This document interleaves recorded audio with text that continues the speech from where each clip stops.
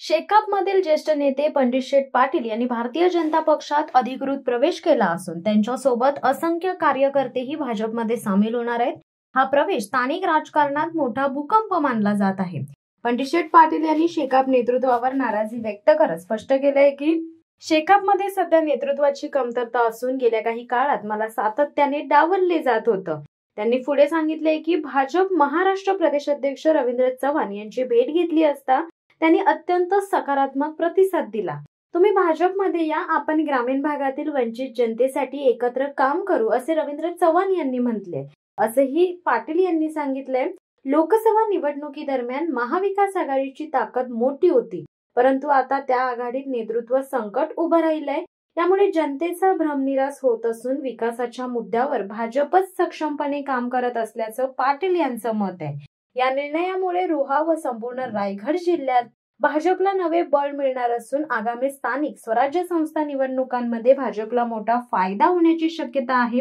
पंडित शेठ पाटील यांचा भाजपमध्ये प्रवेश ही राजकीय घडामोड लक्षवेधी ठरत आहे।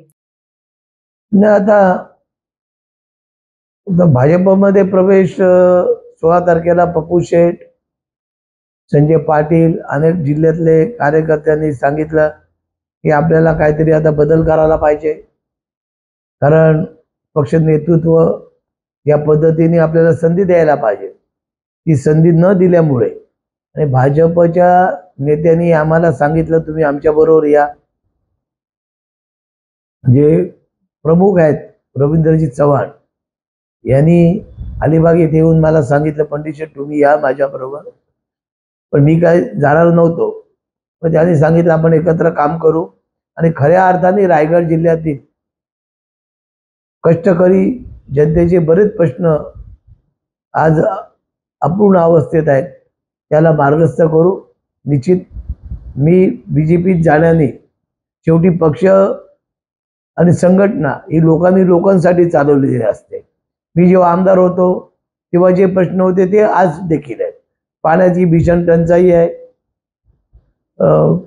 अलिबाग वडखल रस्ता हा अपूर्ण अवस्थेत आहे, त्याचबरोबर अलिबाग रोहा रस्ता, हे रस्त्याचे प्रश्न असतील, पाण्याचे प्रश्न असतील आणि सर्वसामान्य जनतेचे प्रश्न जे काही लोकप्रतिनिधी आहेत ज्यांना आपण निवडून दिले ते या पद्धतीने बघायला पाहिजे, ते बघत नाही।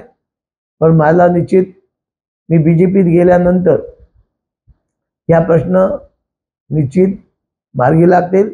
मी पक्ष नेतृत्वाला सांगितलंय की आम्ही विकासासाठी तुमच्याकडे येतोय। आज देशामध्ये मोदी आहेत, महाराष्ट्रामध्ये देवेंद्र फडणवीसजी आहेत। आज काही आम्ही महाविकास आघाडी लोकसभेच्या वेळा केली होती, पण महाविकास आघाडी नंतर ती फुटली।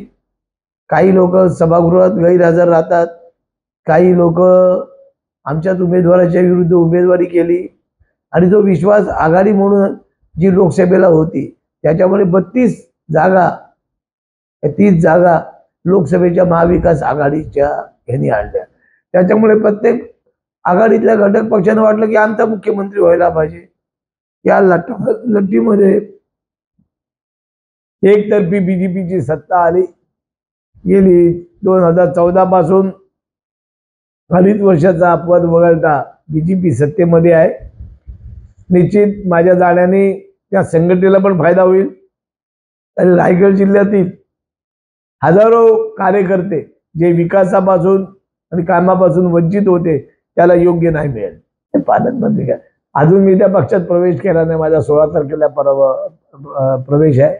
माझी काय कुठली अपेक्षा नाही। मी स्वतः आमदार होतो, जिल्हा परिषदेचा अध्यक्ष होतो, विरोधी पक्ष नेता होतो, सरपंच होतो, माझी सगळी पदं मला मिळाली। पण निश्चित ती संघटना जो काम करेल त्याचा विचार करेल।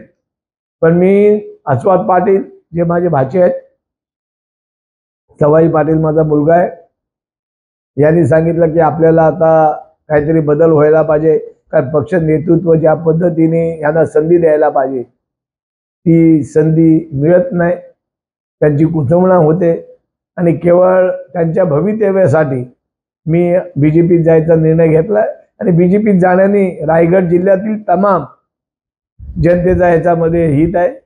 जे प्रश्न प्रलंबित आहेत ते प्रश्न निश्चित मार्गी लागतील. बीजेपीचे 3 आमदार ऑलरेडी आहेतच.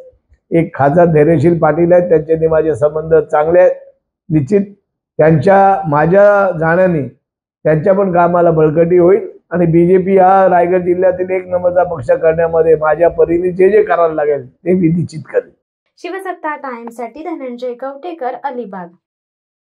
देधडक बेधडक वृत्त देणाऱ्या आपल्या शिवसत्ता टाइम्स न्यूज चॅनलला लाल बटन दाबून सबस्क्राईब करा आणि बेल आयकॉनला क्लिक करायला विसरू नका.